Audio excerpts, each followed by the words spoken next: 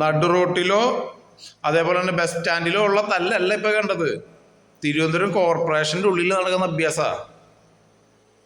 ഒരു സുഗതൻ എന്ന് പറയുന്ന ഒരു പുള്ളിക്ക് വേണ്ടിയിട്ട് ഉള്ള തല്ലും വക്കാണമാണ് ഈ നടന്നുകൊണ്ടിരിക്കുന്നത്. ജനപ്രതിനിധികൾ എന്തായാലും തിരുവനന്തപുരംകാർക്ക് ഭാഗ്യമുള്ളവരാ.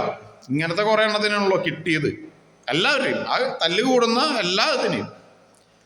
ഈ സുഗതൻ എന്ന് പറയുന്ന വ്യക്തിക്ക് വേണ്ടിയുള്ള തല്ലും വക്കാണത്തില് ഞാൻ വേറെ ഒന്നും എനിക്ക് അറിയാൻ പാടില്ലായിട്ട് ചോദിക്കുക. ഇപ്പൊ ആ പുള്ളിനെ മാറ്റിയിട്ട് വേറൊരു ഇലക്ഷൻ ആ വാർഡിൽ വെച്ച് കഴിഞ്ഞാൽ എന്തെങ്കിലും വല്ല കുഴപ്പമുണ്ടോ എനിക്കറിയില്ല. എനിക്ക് വലിയ രാഷ്ട്രീയം എന്ന് പറഞ്ഞ സാധനത്തിനോട് വലിയ പിടിപാടൊന്നുമില്ല. എനിക്ക് അറിയാൻ വേണ്ടിയിട്ട് ഈ തല്ലും വക്കാണെന്ന് ഒഴിവാകാൻ വേണ്ടിയിട്ടാണ്.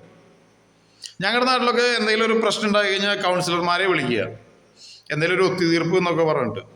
നിങ്ങളുടെ നാട്ടിൽ ആരെ വിളിക്കുക? ഇവ ഇതേപോലുള്ള ആൾക്കാരാണോ വിളിക്കുന്നത്? തല്ലും വക്കാണൊക്കെ അല്ലെങ്കിൽ എന്തെങ്കിലും പ്രശ്നങ്ങൾ കുടുംബവഴക്കൊക്കെ ഉണ്ടെങ്കിൽ നമ്മൾ സാധാരണ ഇങ്ങനെ കൗൺസിലറെ അടുത്ത് പറഞ്ഞു കഴിഞ്ഞാൽ ഒരു ഒത്തുതീർപ്പ് എന്നൊക്കെ പറയും. നിങ്ങളുടെ നാട്ടിൽ ഈ പറയുന്ന ആൾക്കാരൊക്കെയാണോ നിങ്ങൾ വിളിക്കണേ? നന്നാവും എന്നാ. പിന്നെ ഇവര് ഈ മദ്യത്തിനെതിരെ, ലഹരിക്കെതിരെ, പിന്നെ ഗുണ്ടായുസത്തിനെതിരൊക്കെ പോരാടാൻ വേണ്ടി നിൽക്കുന്നതും ഇവരൊക്കെ തന്നെയാണോ?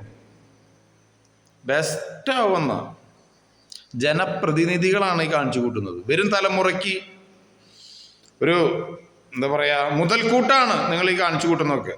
കണ്ടു പഠിക്കട്ടെ പിള്ളേരൊക്കെ. അതായത് ഈ രാഷ്ട്രീയം എന്ന് പറഞ്ഞ സാധനത്തോട് വെറുപ്പും വരുമല്ലോ. അതോടൊപ്പം തന്നെ തുടരണം നിങ്ങളെല്ലാവരും ഈ കാട്ടായം. ചൂടുവെള്ളം എടുക്കുന്നു, ഒരുത്തൻ അങ്ങോട്ട് ഒഴിക്കുന്നു, അടുത്ത പ്രതിനിധി ഇങ്ങോട്ട് ഒഴിക്കുന്നു, സ്ത്രീ എന്ന് പോലും നോക്കാതെ ചെകിടത്തടിക്കുന്നു, ഷർട്ടുകൾ വലിച്ചു കീറുന്നു, ഡെസ്കിനെ മുകളിൽ കയറുന്നിട്ട് പിന്നെ തെറിയോട് തെറി. എന്തൊക്കെയാണ്. എന്തായാലും കേരളം വളരെ നന്നായി വളർന്നുകൊണ്ടിരിക്കുന്നുണ്ട്. അതിൽ സൈഡിൽ കൂടെ വർഗീയത, പിന്നെ ഈ ലഹരി, വേറെ കുറേയൊക്കെ സാധനങ്ങൾ, അതിനപ്പുറം വേറെ.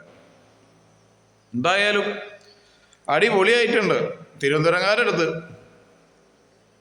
പറയാനുള്ളൂ, നിങ്ങൾ ഭാഗ്യവാൻ ചെയ്തവരാ.